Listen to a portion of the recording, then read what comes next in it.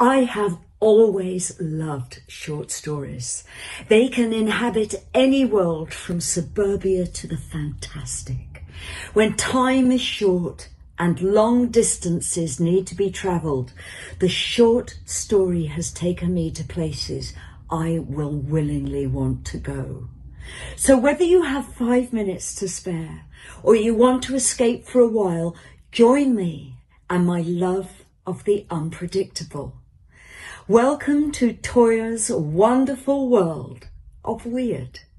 These are short stories to start your day or take you into night world. This is a world of strange, delicate wings and beautiful things, but also you will experience the darkness within. After all, how beautiful is a flower if the pollen on its stamen can penetrate your skin? How wonderful is that car that drives itself if it doesn't like you? In this world of stories, there are devious spirits full of mischief, but none more devious than humans.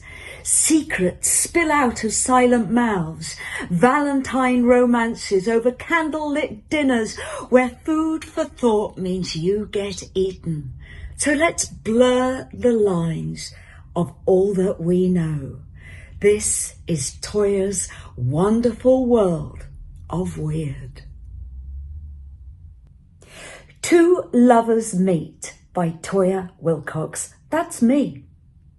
Valentine's Day has always been challenging for Araminta. She wasn't tall, she wasn't curvaceous, she wasn't what the other sex called desirable. So this day of absent red roses, chocolates and hot dates always made her irritable, and her sharp little teeth would grind.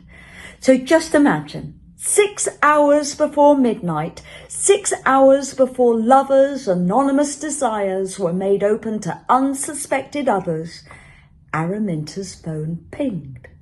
Now, to her surprise, this wasn't an anonymous text requesting a blind date, but rather was a picture of a man's groin called George. Araminta was intrigued. They agreed to meet. Excitedly, she sat at her table in a busy bistro called Lemon Lane, the mutual meeting place between two creatures who both were looking for something else in their lives other than loneliness. There was no picture of George's face on her phone, so she looked at the groin of every man who entered. With no indication of what he looked like, she winked at every single one of them with her single green eye. Idling away to herself, she thought, we can both keep each other company, and who knows what kind of friendship will come from this. Finally, a man appeared who was actually not offended by her twitching eye, and he walked over to her. "Hello," he said nervously. "I'm George." He had a lovely round belly that she instantly wanted to stroke, run her fingers over and see how he would react if she tried to dig her fingers in too deep, too hard. But she quashed those thoughts immediately. The man before her had no evidence about him of the picture she'd received the night before. Where there should have been a groin was a comfortable fleshy overhang of a belly, and it made her dribble. George was slightly innocent, she thought. His sweat made him look desperate for carnal knowledge, and she liked that. Araminta really just wanted to eat. The smell of animal protein in this packed bistro was driving her to distraction. As lost as George was in this world, he sat down and started to talk a lot about nothing, all the while studying the woman who sat in front of him. He was confused by her demeanour. She moved as if she was made of 1,000 parts that didn't come from the same Airfix kit. Transfixed by her eyes, one orange and one black. He stopped blinking and he stared. George was very confused. Araminta appeared to be a happy little thing, chirping away like a bird. George looked on, fantasizing about the amazing yoga positions a body like that could achieve.